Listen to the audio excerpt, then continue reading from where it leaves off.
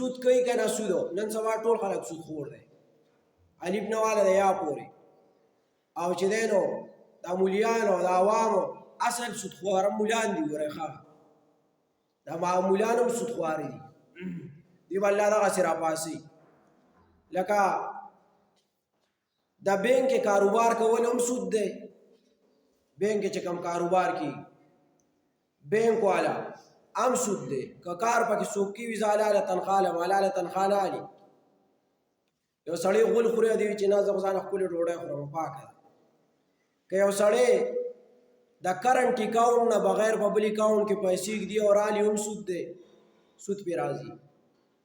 یو سړی یوازې دا سود نه دی چې دا پلان کې به وایي چې ماله دومره روپۍ راکړه او کال پس به درله اوس 1 لاک راکړې کال پس به 2 لاکه درکړم یوازې دا سود نه دی اوس په دې کې بله خبره دا هم ده دا نن سبا د ایجي پیسې د اکاونټونه ایجي پیسې ده ایجي پیسې اکاونټ کې داسې کاري چې 1000 روپۍ پکې جمع کړې نو بیا به تاله دوی د ورځې نه 50 منټونه درکوي نو بعض ویلی دي چې دا د دې پیسو نفع تاله درکوي چې ستا په پیسو باندې دوی کاروبار کوي نو بعضو فتوا ورکړي چې دا سود دی بعض وایي چې نه دا سود نه دی لیکن دا هم د سود په زمره کې شمارلی کېږي بل یو د ایجي پیسه کې داسې کاري چې کله پکې تا د 10,000 روپو پورې یخې او راوباسلي یخې او راوباسلي تا له 1000 روپۍ قرض درکوي د 1000 روپو پورې تا له قرض روپۍ درکوي چې تا له 600 روپۍ درکړي نو ستا نه به واپس 680 روپۍ کټ کوي دا 80 روپۍ چې پسې ټیکس راغلی دغه سود دی که په ایجي پیسه باندې ته دغه پیسې راغواړې او بیا واپس کوې دغه به په سود کې شمارلی کېږي یا چې 80,000 روپۍ پکې کېږدي او راوباسې بیا به تا له 10,000 روپۍ قرض درکوي لیکن په 10,000 روپو پسې او بیا ټیکس ورکوي د ایجي پیسې والا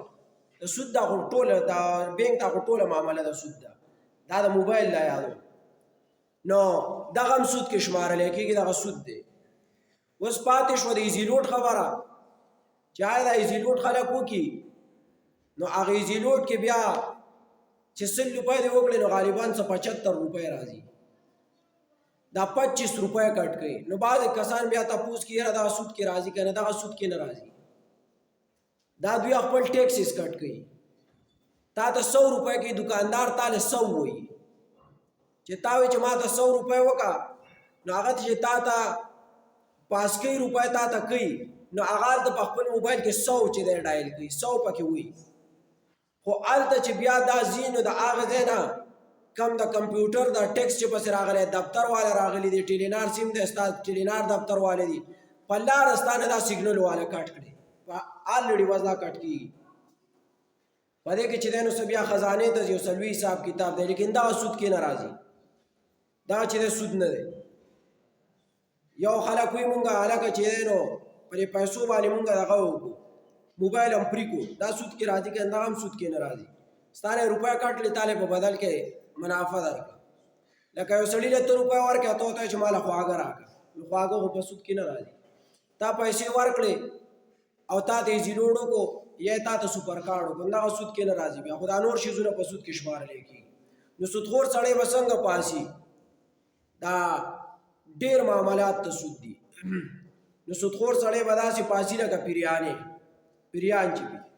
الله دې موږ د سود د حالاتو د سود د کار نه وساتي خو هغه سړی دې پې امین نه وایي چې سودخوري ښه هغه سړی دې پې امین نه وایي چې